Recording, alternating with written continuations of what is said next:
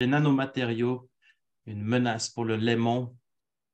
Nous allons voir tout ça ce soir avec Serge Stoll, notre invité du jour. Quelques mots sur l'ASL. L'ASL, une association quadragénaire, franco-suisse comme le Lac. Aujourd'hui, près de 4000 sympathisants, une association à but non lucratif, reconnue d'utilité publique et surtout de référence scientifique. Je crois que c'est vraiment ce qui fait l'ADN de l'ASL aujourd'hui. Qu'est-ce qu'on fait? Des actions sur le terrain, Net-Léman, peut-être notre action la plus connue, action donc de nettoyage des déchets au bord du lac, dans le lac. Beaucoup d'informations, de sensibilisation, notamment auprès des écoles où on va sensibiliser les plus jeunes. On participe à l'élaboration de politiques publiques, on fait pression sur les autorités et on engage des recherches, notamment sur les microplastiques avec Serge Stoll. Petite introduction sur le sujet, ce soir elle va être très très courte, mon introduction. Vous le savez peut-être, à l'ASL, on s'est pris d'amour pour les microplastiques. On parle souvent de microplastiques, mais finalement les nanoplastiques sont toujours pas très très loin. Donc ce soir, pour ça qu'on s'est dit qu'on allait parler de ces nanomatériaux. La définition, on va la voir après. Serge en parlera tellement mieux que moi, donc je vais m'arrêter là pour cette petite introduction. Et je vais tout de suite laisser la parole à Serge pour qu'il puisse se présenter. Okay, merci Adrien. Bonsoir à toutes et bonsoir à tous. Voilà, je suis donc enseignant-chercheur à l'Université de Genève. J'ai une formation de physico-chimiste. Ma passion concerne les chats, la graisse. Et la citation de la semaine du jour, c'est ce que nous faisons au monde, nous le faisons à nous-mêmes. Voilà, tout un programme. Merci Serge. Tu parles de programme, effectivement, au programme ce soir, on va voir ce que c'est que ces nanomatériaux, voir quelles sont leurs propriétés. On va revenir sur l'aimant, sur le milieu aquatique, et puis on va parler un petit peu plastique, parce que vous l'aurez compris, à l'ASL, on aime bien ça.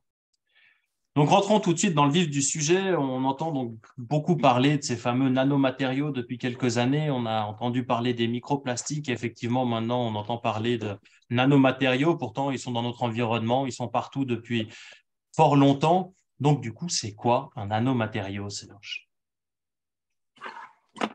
Donc, alors, un nanomatériau, pourquoi on appelle ces matériaux nano?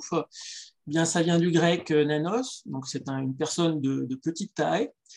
Ce sont des objets dont les dimensions sont comprises entre 1 et 100 nanomètres. Donc, 1 nanomètre, c'est 0,0000000001 mètre, donc 10,9 mètres. C'est des matériaux de très très petite taille.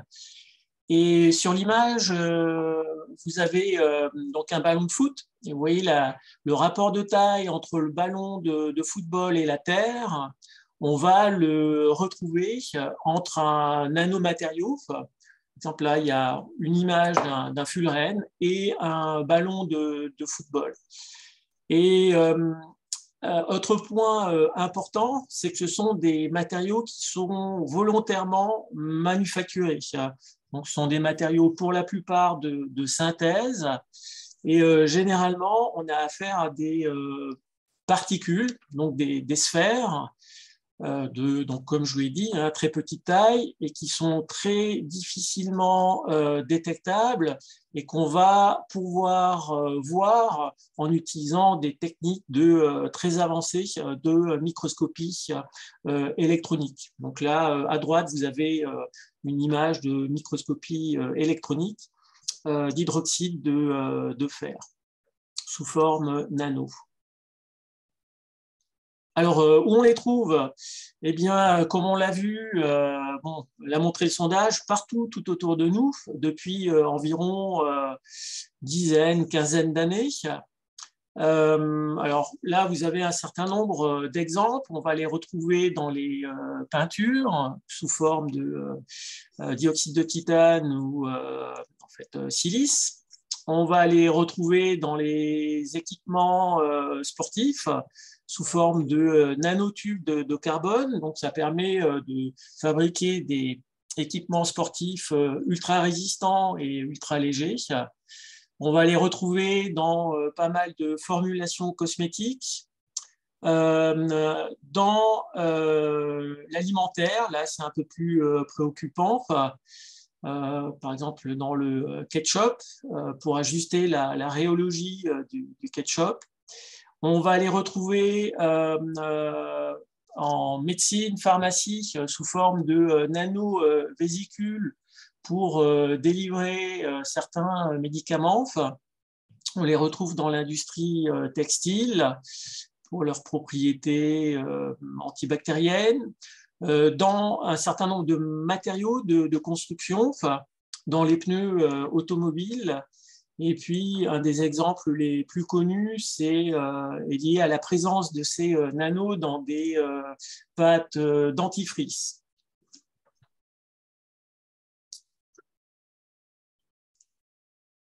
Alors, où les trouve-t-on? Alors, du coup, là, si on poursuit la liste des exemples, donc on va les utiliser sur un certain nombre de surfaces, sur des bétons, sur des verres, et de façon à créer des surfaces auto-nettoyantes.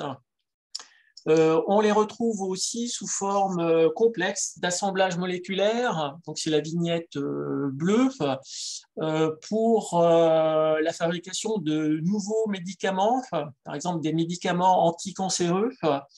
Et ces formulations nano permettent de cibler les cellules cancéreuses, de mieux les voir, les visualiser. Ça, c'est lié aux propriétés des nanos qu'on insère dans ces médicaments. Et puis, ça permet d'avoir des traitements plus efficaces.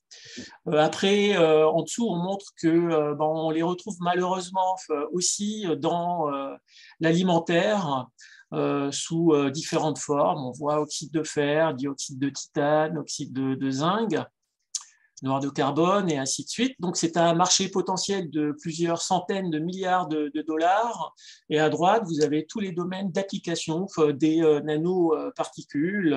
On voyait textile, biomédical, produits de santé, agriculture et ainsi de suite.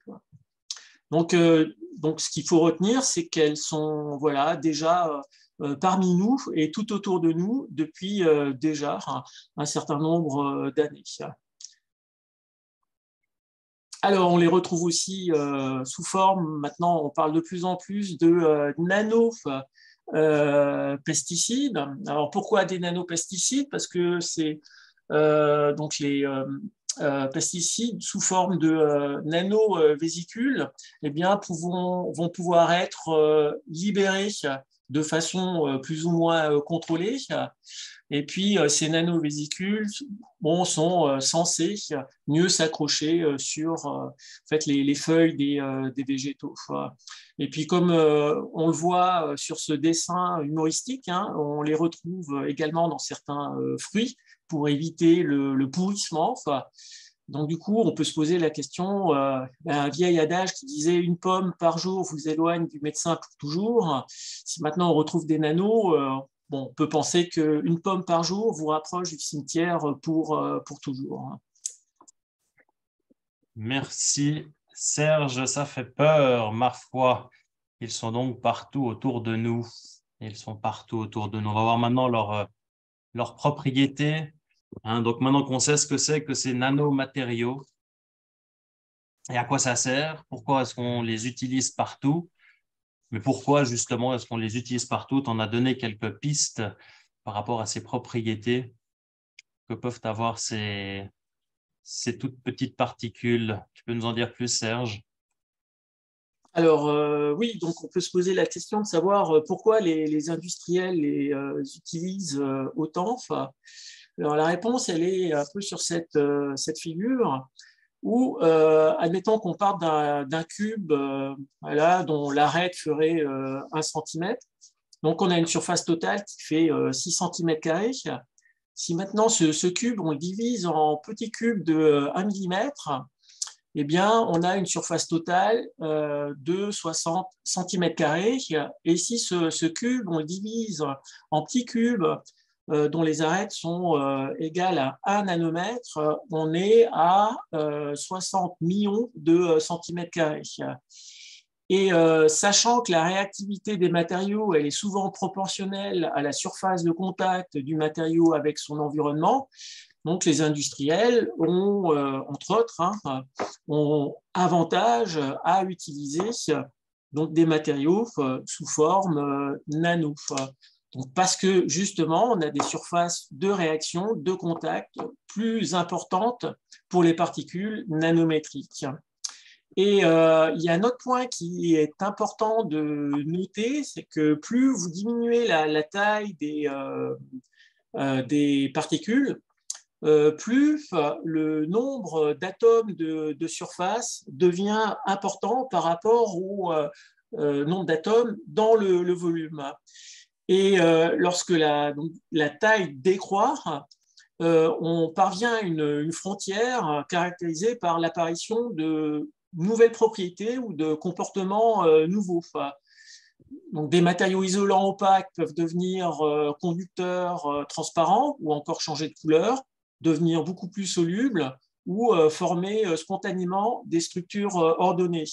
Donc là, on a affaire à un nouveau monde au niveau des propriétés des nanomatériaux, et c'est vraiment une terra incognita, à la fois pour les physiciens, les chimistes et puis les industriels qui manipulent ce genre d'objets. Donc on n'a plus affaire à des objets ordinaires, on a affaire à des objets extraordinaires. Mais le revers de la médaille, c'est que du coup, en diminuant la taille de ces particules, les propriétés de surface changent, la réactivité chimique de ces nanoparticules, elle explose. Donc, vous voyez, vous avez une figure avec une nanoparticule, et puis à la surface de cette nanoparticule, on a schématisé toutes les réactions chimiques qui pouvaient se produire à la surface de ces nanoparticules. Donc, il y en a beaucoup. Et du coup, on s'est rendu compte que ces nanoparticules avaient un potentiel de nuisance important dans l'environnement. Donc, parce qu'elles peuvent créer un stress oxydatif, donc échanger des électrons très facilement. En présence d'oxygène, elles vont produire des espèces activées de l'oxygène et des radicaux libres qui peuvent accélérer le vieillissement cellulaire. Et puis, si on se réfère à leur taille, ce sont des objets de très, très petite taille et qui ont des capacités de diffusion à travers les interfaces biologiques qui sont importantes. Donc, capacité de diffusion et réactivité de surface énormes font que, eh bien, dans certains cas, elles peuvent engendrer une réponse inflammatoire, de la cytotoxicité, voire de la génotoxicité.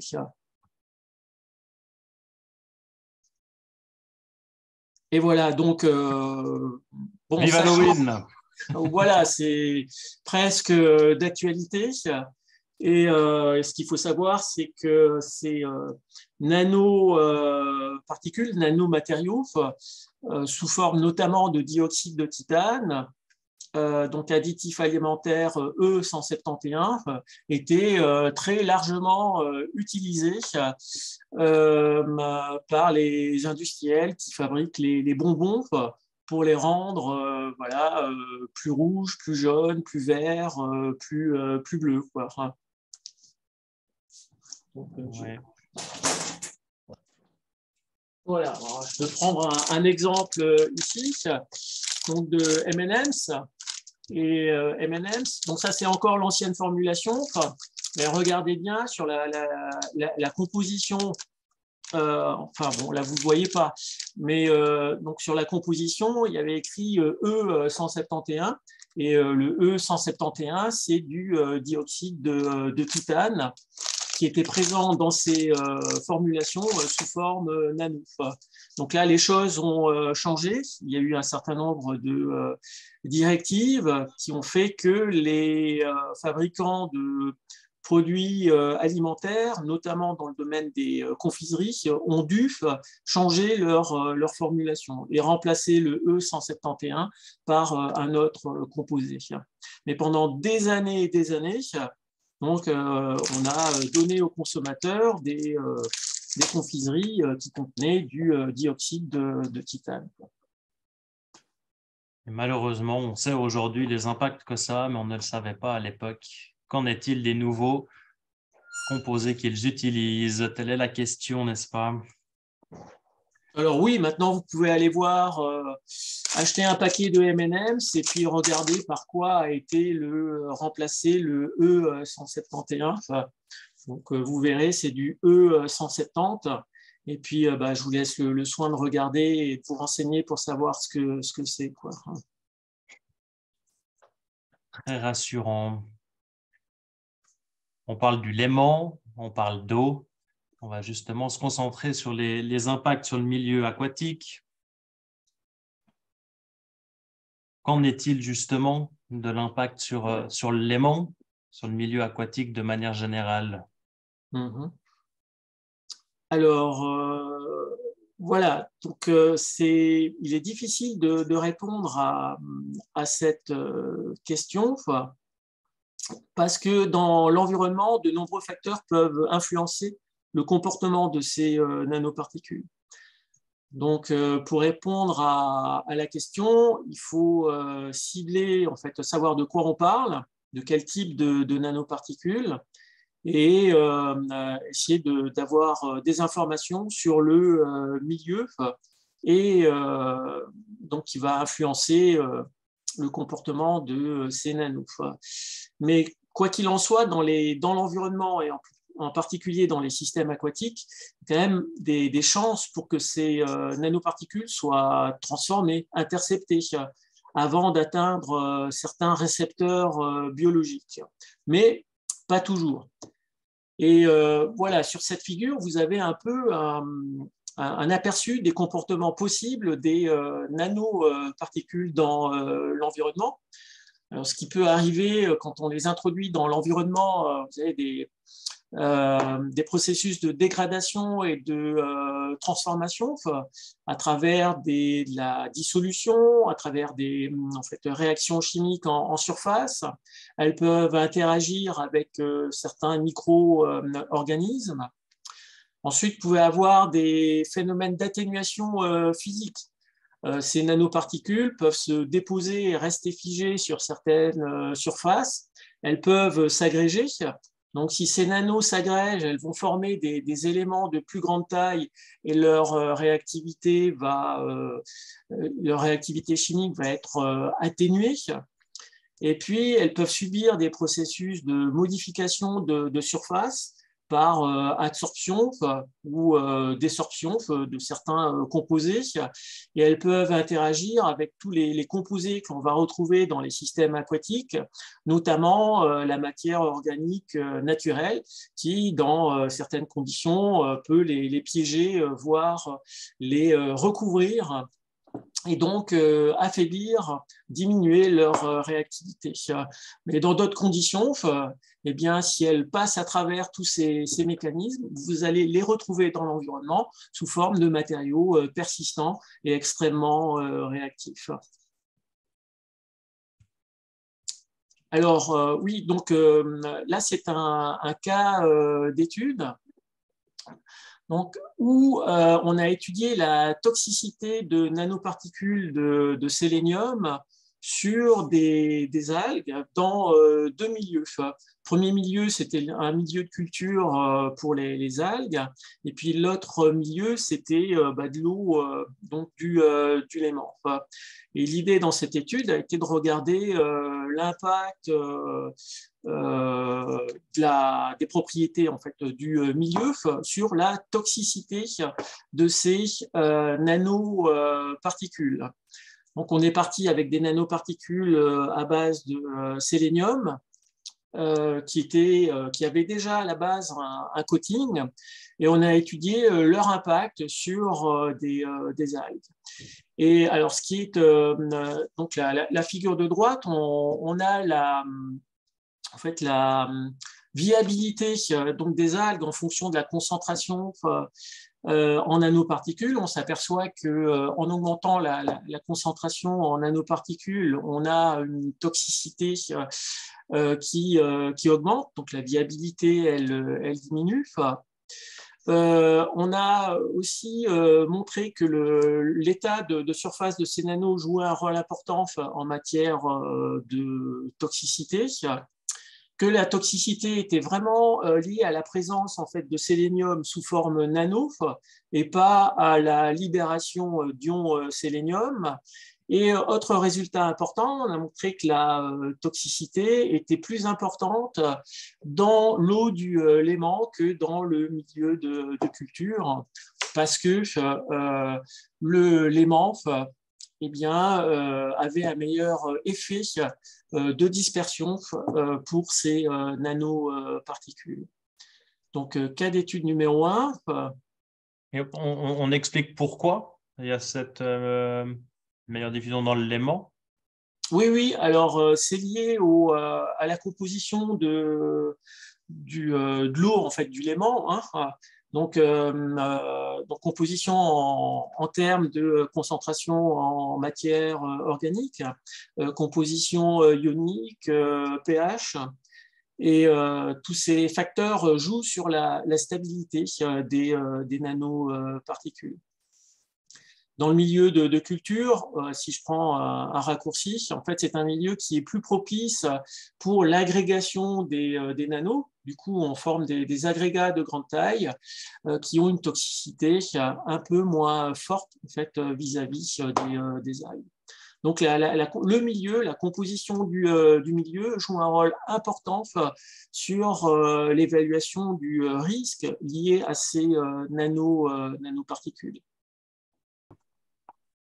On parle souvent de nanoplastique, mais c'est vrai qu'on n'en sait pas grand-chose. Et c'est vrai que régulièrement, quand on parle de nanoplastique, on est vite amené à dire oui, mais c'est pas tout. On parle de fragmentation et finalement, on en arrive au nanoplastique. Et puis, en fait, est-ce qu'il y a autre chose après le nano? Parce qu'on avait des micros et puis là, on a des nanos et qu'est-ce qu'on aura après? Oui, alors pour répondre à la question, déjà, l'impact de la fragmentation, on s'imagine facilement que les macros, les mésos puissent se dégrader sous la forme, enfin sous l'impact de la chimie, de la physique et puis de processus biologiques vers la formation de micros. Et au-delà, il n'y a aucune raison pour que ces microplastiques ne se dégradent pas en nanoplastique. Donc là, vous avez une image de nanoplastique. Ce sont des billes de polystyrène. Donc on en a fait la synthèse et puis on les a mis en contact, en l'occurrence ici de charbon actif. Et on voit que ces nanos sont bien adsorbés à la surface de ce charbon actif sous la forme en fait de particules élémentaires. Donc après, pour répondre à ta question, Adrien, si on veut aller plus loin du nano, on va passer à l'échelle atomique. Hein. Donc là, on va libérer le matériau sous forme d'atomes. Donc la fragmentation joue un rôle important et au-delà en fait, de la production de microplastiques. Alors là, on a une image très, très intéressante où on a une particule plastique, vous voyez, qui commence à subir un processus de fragmentation. Donc, elle va se fragmenter en morceaux de plus petite taille. Et les morceaux ainsi formés, on peut penser que dans le temps, vont aussi se fragmenter vers la formation de nanoplastiques. Donc, à quelle vitesse ça, on n'a pas encore la réponse parce que ça dépend pas mal de paramètres, mais une des raisons pourquoi un plastique se fragmente, les plastiques, pour les rendre souples, on rajoute des plastifiants. Et ces plastifiants, dans le temps, ils s'évaporent. Ils modifient la nature chimique du plastique qui devient beaucoup plus cassant face à des sollicitations physiques, chimiques et puis biologiques. Tout est une histoire en fait de cinétique. Et du coup, si on passe des microplastiques aux nanoplastiques, les conséquences, si on regarde le nombre d'objets, le nombre d'objets, il augmente de façon très, très importante. Hein. Donc, ici, dans votre tube. Et donc, le nombre augmente, mais aussi la surface de contact du matériau avec son environnement. Après, il y a d'autres paramètres qui peuvent changer, comme des coefficients de sédimentation, des coefficients de transport dans l'environnement et dans les milieux aquatiques. Donc, et puis des coefficients de diffusion aussi à travers des interfaces biologiques. Alors là, on a donc un cas d'étude numéro 2. Donc c'est une étude qui a été développée par Alexis, qui travaille maintenant à l'ASL et qui consistait à étudier l'impact de nanoplastiques de polystyrène sur des daphnies. Et là aussi, l'idée était d'étudier la composition du milieu, l'effet de taille et de la nature de la surface. Et dans cette étude, on a utilisé des nanoplastiques de différentes tailles. Et je ne veux pas trop rentrer dans le détail, mais les figures qui sont à droite montrent assez clairement que d'une part, la toxicité, elle est fonction de la concentration de ces nanoplastiques, mais qu'elle est aussi fonction des dimensions des nanoplastiques. À savoir, plus le nanoplastique va vers les petites tailles, plus la toxicité est importante. Il y a une autre étude qui est... Oui. Je me suis dit, et dans ce cas-là, l'exposition en nanoplastique, on peut faire un parallèle avec l'exposition à laquelle nous sommes soumis au quotidien? Alors, en nanoplastique, là, on a des concentrations de l'ordre du milligramme par litre, qui sont quand même des concentrations qui sont a priori supérieures aux concentrations que l'on va retrouver dans l'environnement. D'accord, merci. Autre étude qui a été faite à la fois donc, sur des daphnies et puis sur des gamars, qui est un petit crustacé qui est très sensible à la pollution. Et là, donc, on a fait une étude donc, en considérant deux organismes vivants, et puis dans deux milieux différents aussi, dans l'eau du Léman et puis dans une eau minérale. Et là, pareil, on a montré que ces nanoplastiques avaient une certaine toxicité qui dépendait du milieu, qui dépendait aussi du taux de dispersion de ces nanoplastiques, à savoir si elles sont plutôt agrégées ou dispersées sous forme de particules individuelles dans le milieu. Et pour les daphnies, donc, vous avez des images. On ne voit peut-être pas trop là, mais on s'aperçoit qu'au niveau de la daphnie, elle a ingéré ces nanoplastiques. Donc, on les retrouve dans le tractus digestif. Donc, elle en a avalé. Il y en a un certain nombre qui se sont collés aussi à elle. Donc voilà donc après, on a essayé d'investiguer un peu les mécanismes liés à la toxicité s'apercevoir que il y a quand même pas mal de paramètres qui jouent un rôle, comme le pH, la charge de surface, la taille moyenne des objets, l'indice de polydispersité, et ainsi de suite. Donc là, on a des preuves, en fait, des éléments qui permettent de dire oui, ces nanoplastiques peuvent être toxiques à certaines concentrations dans l'environnement. Intéressant. Merci beaucoup, Serge. On va faire une pré-conclusion, une conclusion qui parle de cette fameuse boîte de Pandore quand on a préparé cette interview. Tu m'en parlais, et puis Oui, finalement, la question, c'est est-ce que cette boîte de Pandore a-t-elle vraiment été ouverte?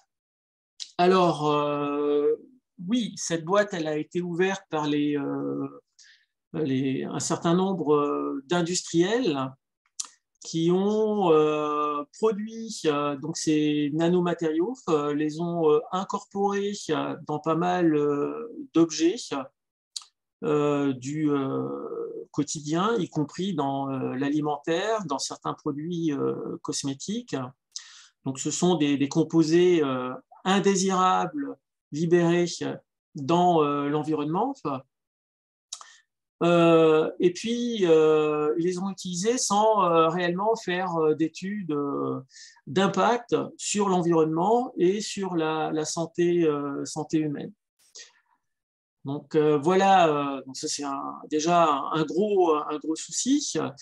Mais d'un autre côté, au fond de la boîte de Pandore, il y a toujours l'espérance. Et puis l'espérance, c'est que quelque part, on a vu ces nanomatériaux peuvent avoir des côtés, des applications utiles dans le domaine de la santé pour le développement de nouveaux médicaments. On parle de fabriquer des nanorobots qu'on vous injectera dans le corps humain et puis qui iront réparer les organes malades. Les nanomatériaux, on peut également les utiliser dans l'environnement pour faire de la dépollution. Donc, certaines études montrent que si on a un système qui est, par exemple, contaminé avec des perchlorates, les perchlorates, on va pouvoir les transformer en ions chlorure, qui sont du coup moins problématiques.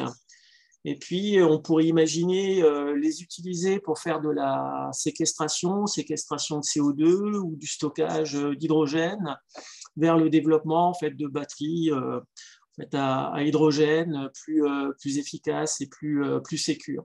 Donc, il y a des applications utiles et il y a des applications futiles. Ce qu'on peut regretter, c'est que voilà, ces matériaux se sont initiés parmi nous sans que le consommateur ait été informé, et ce, déjà pas mal d'années.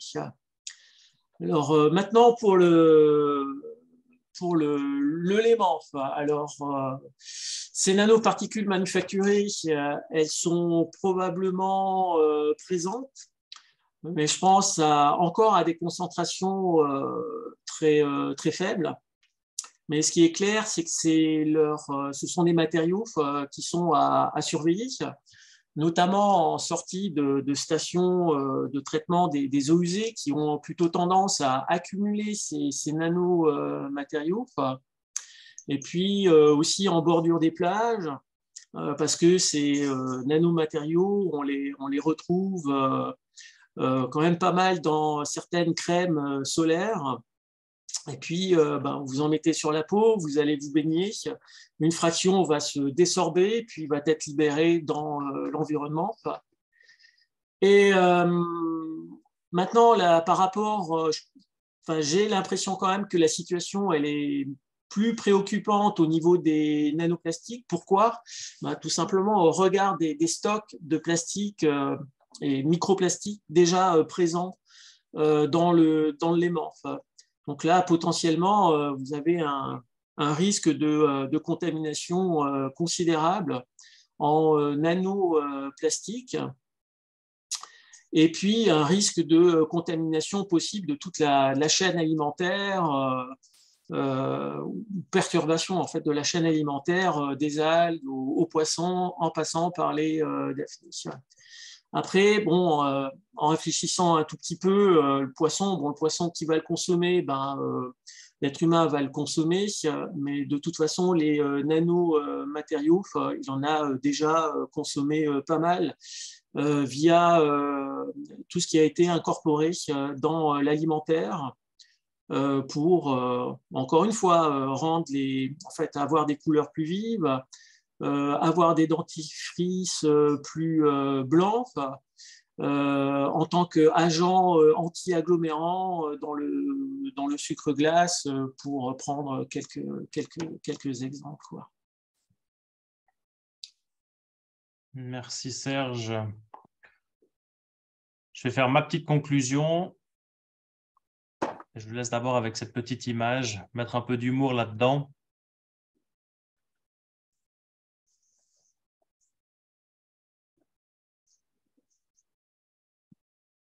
Je crois que tant que les impacts environnementaux des nanoparticules ne sont pas mieux connus, on devrait éviter tant que possible, bien évidemment, de les répandre dans l'environnement.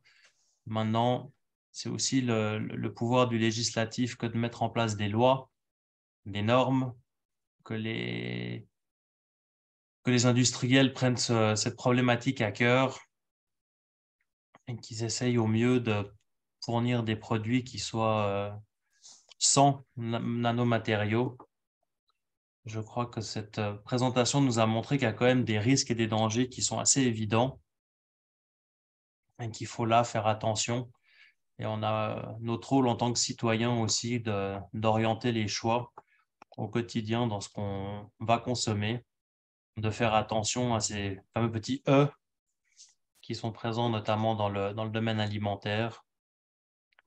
Mais ça, c'est une lourde tâche au quotidien. En tout cas, un grand merci Serge. J'ai eu beaucoup de plaisir à préparer en amont cette interview. J'ai appris personnellement beaucoup de choses. C'est vrai que c'est un milieu qui est un petit peu obscur, hein. On ne sait pas si on a vraiment envie de savoir, mais je crois qu'on a besoin de tous être au courant de tout ça. Donc, je te remercie infiniment d'avoir pris le temps de préparer cette interview, également à nos Merci. internautes qui nous ont suivis ce soir. Je voudrais te remercier. Merci pour l'invitation, donc, pour cette conférence. C'était avec grand plaisir. Maintenant, on va passer aux questions-réponses. Je vois que vous avez été tous super attentifs puisque vous avez posé que très peu de questions. Mais il y en a qu'on a posé en amont. C'est quand même encore le moment de poser vos questions. N'hésitez pas. Je vous rappelle que vous avez la petite fonction chat discussion en bas de votre écran. Donc, n'hésitez pas à poser vos questions et je vais laisser la parole à Malika, stagiaire chez nous qui travaille justement sur la comptabilisation de microplastiques sur les plages du Léman et qui va nous poser ces questions. Malika, la parole est à toi. Merci. Alors déjà, bonsoir à toutes et à tous. Et merci beaucoup à Serge pour votre présentation qui était très intéressante. Donc, je vais commencer par la première question qui est, et n'hésitez pas à poser des questions pendant que je parle, hein. Quelles sont les techniques de fabrication des nanoparticules et est-ce qu'elles sont différentes selon la nature chimique de ces nanoparticules?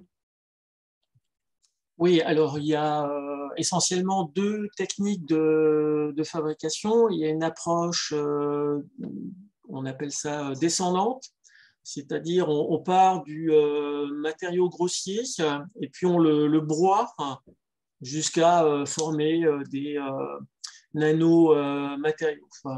Donc ça, c'est typiquement utilisé pour fabriquer des oxydes métalliques. Après, ce qu'on peut faire aussi, c'est considérer une approche ascendante, où on part de composés d'atomes sous forme de complexes, et puis on va assembler ces atomes, on fait une synthèse, et puis on les assemble jusqu'à former en fait, des nanomatériaux ou nanoparticules. Donc, pour des objets, en général, quand on veut développer des nanoparticules un peu sophistiquées, c'est le type d'approche qu'on va utiliser. Je prends un autre exemple, la formation de nanovésicules. Pour ces nanovésicules, on va partir de polymères ou tensioactifs qu'on met en solution. Et puis, on rajoute, par exemple, le principe actif dans la solution. On change les conditions de la solution. Et puis, par exemple, le solvant. Et puis, assez rapidement, on va vers la formation de micelles, de nanovésicules, nanocapsules qui vont par la suite pouvoir être utilisées.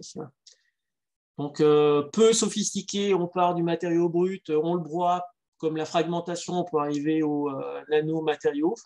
Et un peu plus sophistiqué, là, on utilise des méthodes de synthèse chimique pour avoir des matériaux parfaitement sphériques, pour contrôler la taille des nanoparticules, pour contrôler le contenu des nanoparticules, et dans beaucoup de cas aussi pour faire du coating, pour protéger ces nanoparticules de processus, par exemple, de dissolution donc, en milieu, par exemple, aqueux. Merci beaucoup. La prochaine question, c'est la suivante. Est-ce que les nanoparticules naturelles peuvent également être nuisibles par leur comportement physico-chimique? Alors, oui, exemple de nanoparticules naturelles sont les virus. Donc, ces virus ont des dimensions nano, et ils sont particulièrement problématiques en raison de leur taille. Donc, leur dimension leur permet de s'insérer et de traverser en fait certaines parois cellulaires. Donc, oui, effectivement. Et puis, ensuite, vous avez vous avez quand même des nanoparticules naturelles. Par exemple, si vous avez l'éruption d'un volcan, vous allez produire des particules fines.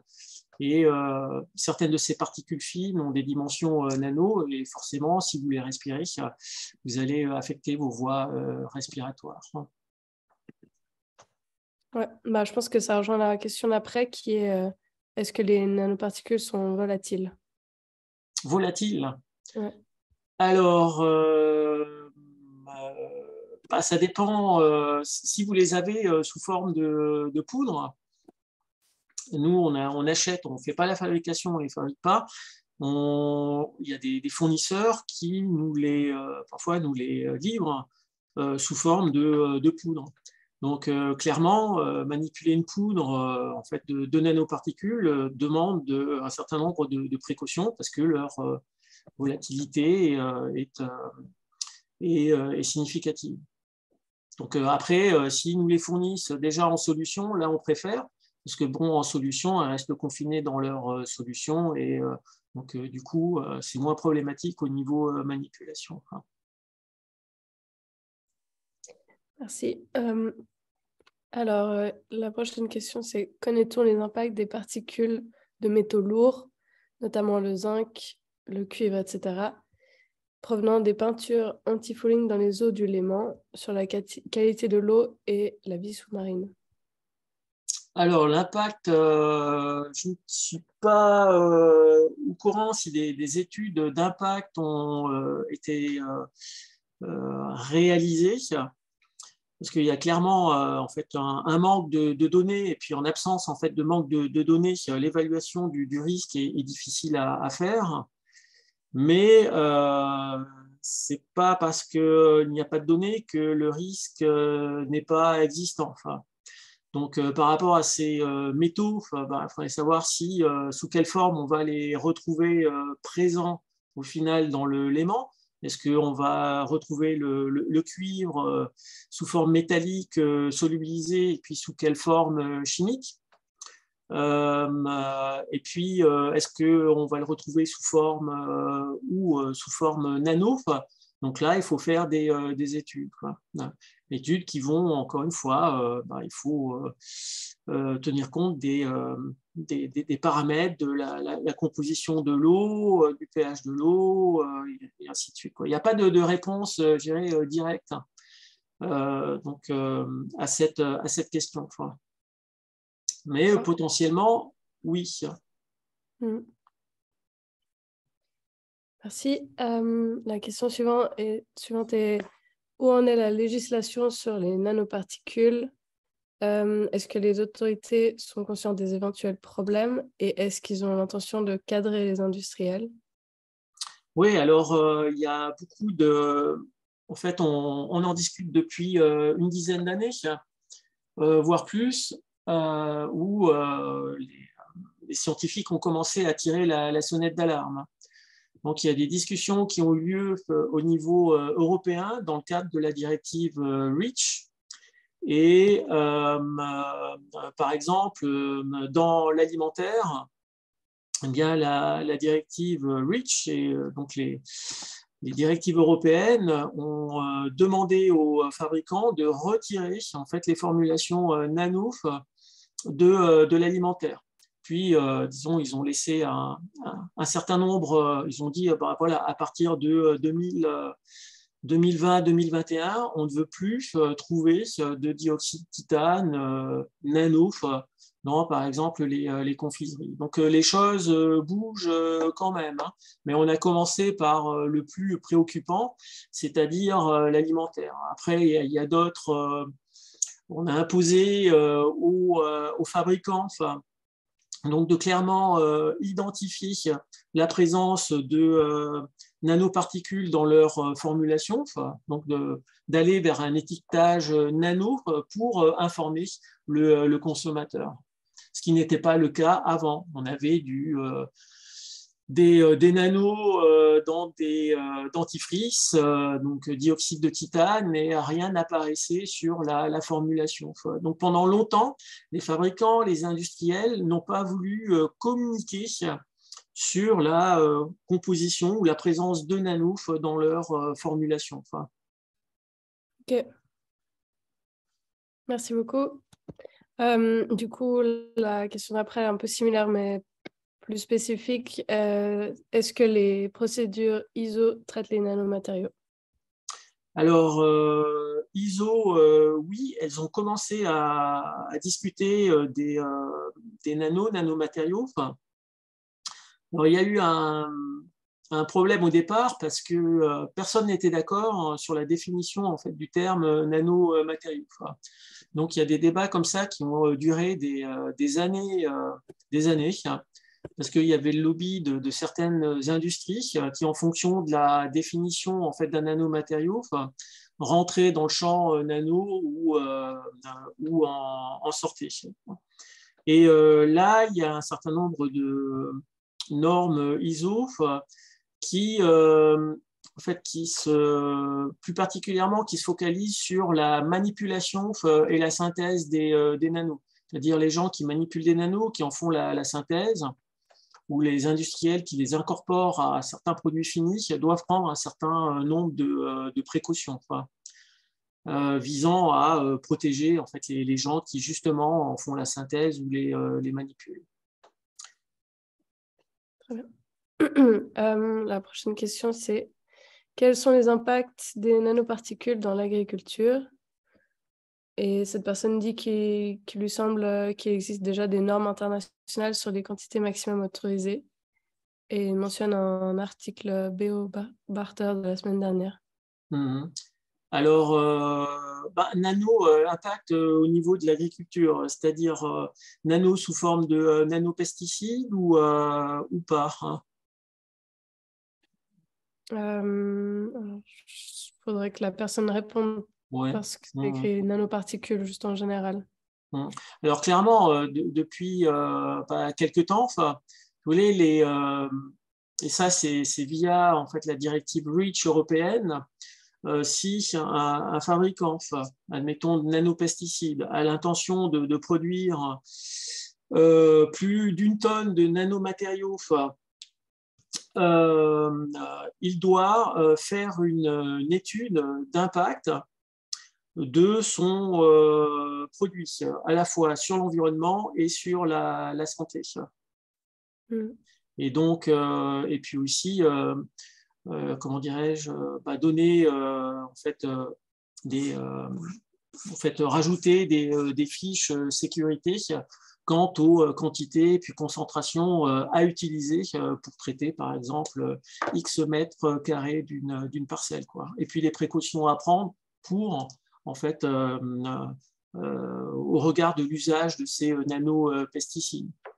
Parce que si c'est utilisé comme ça, sans précaution, sans masque, forcément, ces nanoparticules, eh bien, si vous les respirez, elles vont pouvoir pénétrer très profondément dans vos voies respiratoires, aller jusqu'aux alvéoles pulmonaires, traverser les alvéoles pulmonaires, se retrouver dans le sang, et puis du sang dans les organes, et puis là, donc là se pose la question, ce qu'on appelle la nanopathologie, de l'impact de ces nanos donc sur l'être humain. Donc, nano, il y a l'impact sur l'être humain. L'impact va se faire via ce que l'on respire, donc qui passe par les voies respiratoires, via ce qu'on a vu par rapport à ce que l'on va manger. Donc, au niveau du tube digestif, si on mange des produits qui contiennent du nano, ces nanos vont produire notamment le dioxyde de titane, de l'inflammation. L'inflammation peut se poursuivre par de la cytotoxicité, ensuite génotoxicité. Et puis, il y a aussi par rapport à ce que vous touchez. Donc, si vous mettez sur votre peau des produits cosmétiques, des crèmes solaires avec du dioxyde de titane nano, ces nanos peuvent pénétrer votre épiderme et puis se retrouver à leur tour dans votre corps. Merci beaucoup.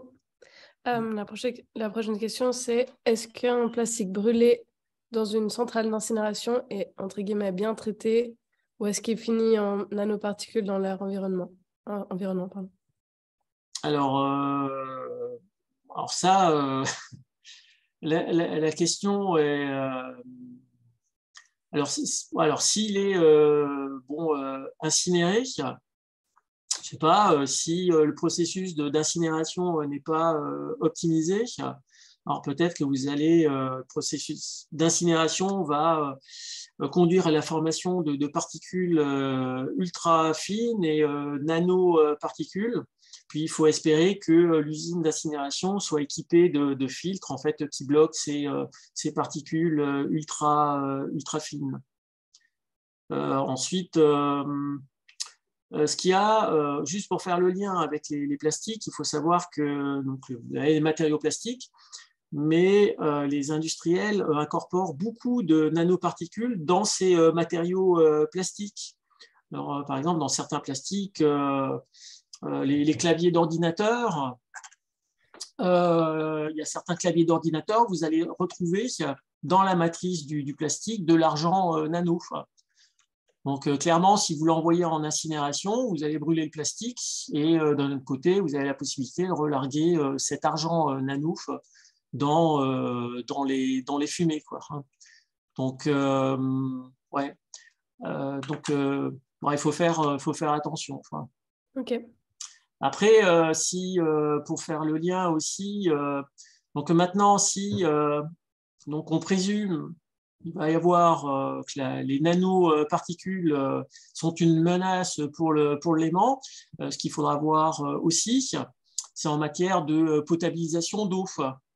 Donc, si vous avez des stations de potabilisation qui pompent l'eau du Léman, elles vont pomper une certaine quantité de nanos et se pose la question de savoir si les nanos seront bloqués dans les filières de potabilisation ou pas.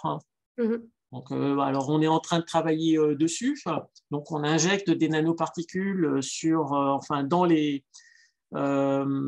dans des stations, dans des pilotes qui reproduisent ce qui est fait pour la potabilisation de l'eau, et puis on regarde si ces nanos sont bloqués par les filtres à sable, sont bloqués par les filtres à charbon actif, et dans quelles conditions, et puis quels sont les paramètres à optimiser pour avoir des efficacités d'élimination plus importantes. Ok. Donc en fait, on ne sait pas vraiment en ce moment, c'est ça? Alors, on a quand même des éléments de réponse. Donc, on a publié récemment deux, trois études sur l'efficacité d'élimination de nanoparticules, y compris nanoplastiques en filière de potabilisation. Donc, bon, elles se montrent relativement efficaces. D'accord. Merci. La prochaine question, c'est est-ce que toutes les particules E dont vous avez mentionné avant sont des nanoparticules? Est-ce que toutes les particules les ingrédients E dans les confiseries? Alors non, pas forcément. Hein. Ça peut être, c'est du moléculaire ou particulaire. Donc le E171, bah, c'est du dioxyde de titane. Donc il est après utilisé. Alors là aussi, se pose la question de dioxyde de titane. Donc ça donne la nature du composé. Alors déjà, on peut se poser la question pourquoi du dioxyde de titane dans des confiseries? Ça n'a aucun sens de donner ça à consommer. Et après, se pose la question de savoir sous quelle forme. Est-ce qu'on a effectivement affaire à du dioxyde de titane nano ou dioxyde de titane de plus grande dimension? Après, dans les crèmes solaires, quand on incorpore du dioxyde de titane, on a plutôt tendance à l'incorporer sous forme nano. Alors, pourquoi sous forme nano? Parce que votre film, la crème solaire, une fois qu'elle sèche, elle devient transparente. Donc ça, c'est super. On a un film transparent sur la peau. Donc, pour des raisons esthétiques, c'est parfait. Si on utilisait du dioxyde de titane de plus grande taille, au-delà des 100 nanomètres, eh bien, votre film, quand il sécherait sur la peau, vous auriez un film blanc. Donc, la lumière serait diffusée par ce film. Donc, souvent, on utilise aussi du nano juste pour des raisons esthétiques et pour avoir des films transparents ou pour avoir des couleurs plus vives sur certains bonbons.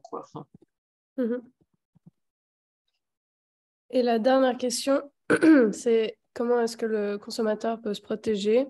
Est-ce qu'il existe une espèce de liste d'ingrédients nanoparticules à éviter? Oui, alors déjà, vous pouvez regarder sur l'emballage, en fait, la composition de ce que vous allez manger ou utiliser. Oui. Après, rien n'est clair, parce que les compositions sont parfois difficiles à... Oui, justement, je crois que la question, c'est est-ce qu'il y a une liste des ingrédients à éviter, justement, typiquement? Ah oui, alors il y a je crois qu'il y a des applications où vous pouvez installer sur votre smartphone où vous scannez le code barre en fait, de ce que vous achetez. Et puis, vous avez la composition, en fait, la liste des éléments, des ingrédients, des additifs que vous allez retrouver dans votre aliment, dans votre préparation. Mais l'idée, c'est d'imposer cet étiquetage nano, donc ce n'est pas toujours fait, et de pouvoir aussi décoder. Et ça, c'est bon, il faut vraiment être un spécialiste en la matière pour justement détecter la présence de nano. Alors, vous avez des sites veille nano qui recensent en fait tous les produits et les différentes marques qui utilisent des nanoparticules dans leur formulation. Ça, c'est des listes qui ont été établies essentiellement par des associations de consommateurs sur la base d'analyses faites en laboratoire. Là aussi, ce qui est compliqué, c'est de faire ces analyses et de détecter la présence de nanoparticules dans des formulations alimentaires. Donc, c'est un processus qui est complexe, qui nécessite en fait une instrumentation qui est très, très pointue.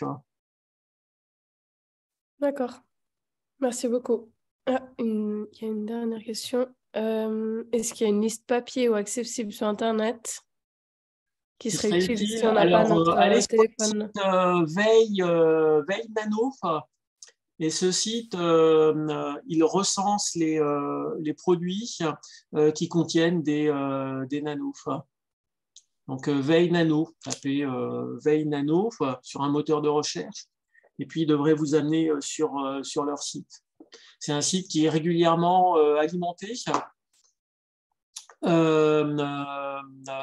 en matière en fait, législation, en matière nouveaux produits qui utilisent en fait des nanos et ainsi de suite, quoi. Impact des nanos, articles scientifiques et ainsi de suite. D'accord. Super, merci beaucoup. Merci pour toutes vos questions et votre intérêt sur le sujet. Et encore merci à Serge pour vos réponses aux questions. Voilà, avec plaisir. Merci encore une fois pour l'invitation. Merci beaucoup, Malika. Merci, Serge. Alors, j'ai vu qu'il y a Michel qui a levé la main. Habituellement, on ne donne pas la parole, mais je ne voudrais pas rater une question importante. Alors, je ne sais pas si Michel veut rapidement poser une question, si elle est encore d'actualité.